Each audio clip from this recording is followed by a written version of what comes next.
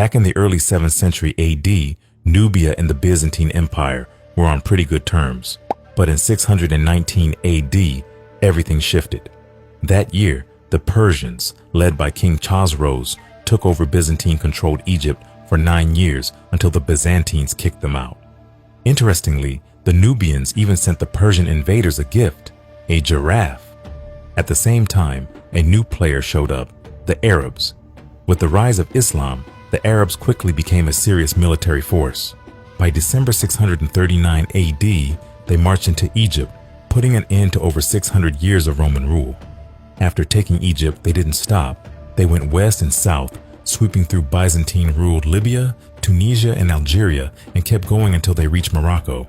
These days, they're still the big shots in North Africa. The Byzantine governor of Egypt reached out for help from the Beja and Nubians to fight off the Arab invasion. Sadly, things didn't go as planned. Conflict broke out between the two allies, and no help was sent. This spelled trouble for the Byzantine garrison, who had to retreat from Egypt under a treaty. They left Alexandria in September 642 AD. In either 641 or 642 AD, the Arabs sent a force of 20,000 troops into Nubia, causing chaos and destruction.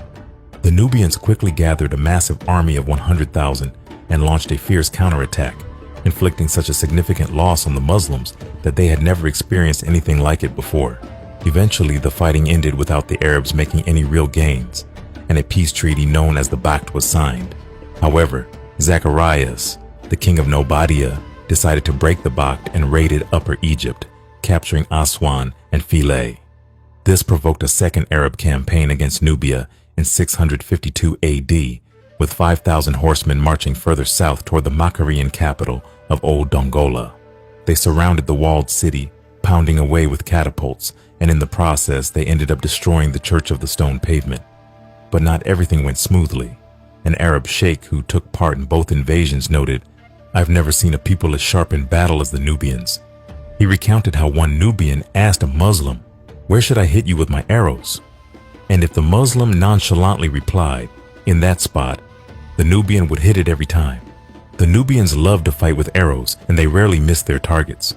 One day, when the Nubians lined up against them, the Arabs wanted to engage in hand-to-hand combat, but the Nubians were too quick, raining arrows down on them and even putting out their eyes. The Nubian archers made such a significant impact that the invaders nicknamed them pupil smiters and archers of the eyes. The Makurians, under King Khalidurud, mounted a fierce resistance against the Arab forces, reaching a stalemate in their battles.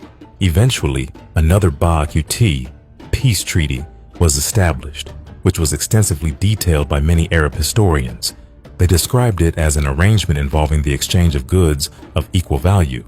According to the historian Al-Masudi, the Pact included several stipulations requiring the Makurians to supply the Arab rulers of Egypt with an annual tribute, which consisted of 365 slaves for the treasury of the Muslims, 40 slaves for the Emir of Egypt, 20 slaves for his delegate residing in Aswan, who managed the delivery of the tribute, 5 slaves for the judge of Aswan, who, along with the Emir, oversaw the tribute delivery, 1 slave for each of the 12 court witnesses chosen from the people of Aswan to supervise the delivery of the Pact.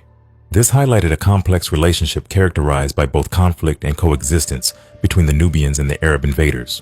In return for the tribute from the Makurians, the Arabs agreed to supply Makuria with an array of goods, which included 1,000 ardeb of wheat, 300 ardeb of wheat for the delegates of the Makurian king, 1,000 ardeb of barley, 1,000 jugs for the king, 300 jugs for the king's delegates, 2 horses of the breed used by the emir, 4 pieces of gabati cloth for the king, 3 pieces of gabati cloth for his delegates, 8 pieces of bagduriya cloth, 5 pieces of mulama cloth, 1 mantle of mukmala silk, velvet or wool, 10 pieces of abu bukto cloth, 10 pieces of ahasi cloth.